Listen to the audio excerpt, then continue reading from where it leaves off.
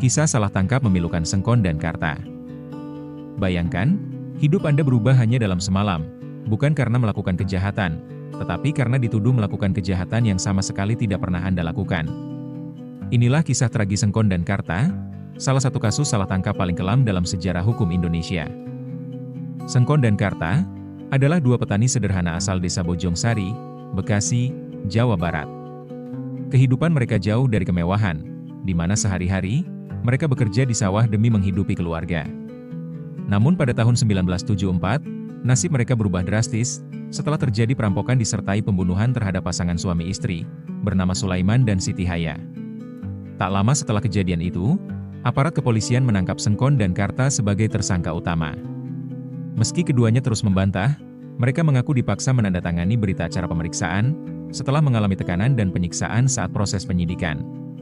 Pengakuan itulah yang kemudian menjadi dasar kuat bagi penuntutan mereka. Saat persidangan berlangsung, berbagai bantahan dan alibi yang mereka sampaikan, tidak berhasil meyakinkan majelis hakim.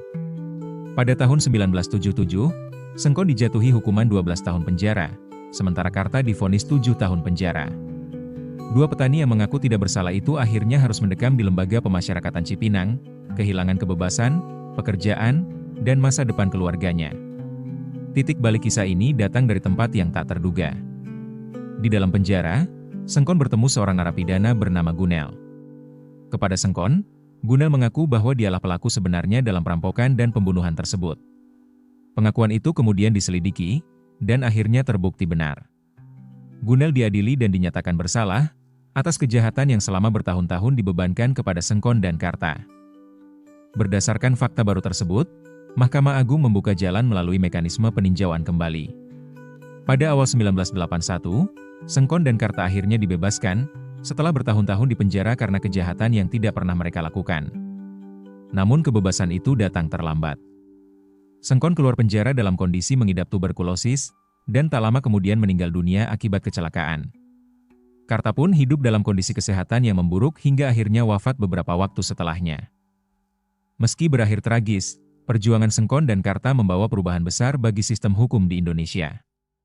Kasus mereka menjadi tonggak lahirnya mekanisme peninjauan kembali atau PK dalam perkara pidana, agar kesalahan peradilan dapat diperbaiki ketika ditemukan bukti baru. Hingga hari ini, nama Sengkon dan Karta terus dikenang sebagai pengingat, bahwa keadilan bukan hanya soal menghukum yang bersalah, tetapi juga melindungi mereka yang tidak bersalah.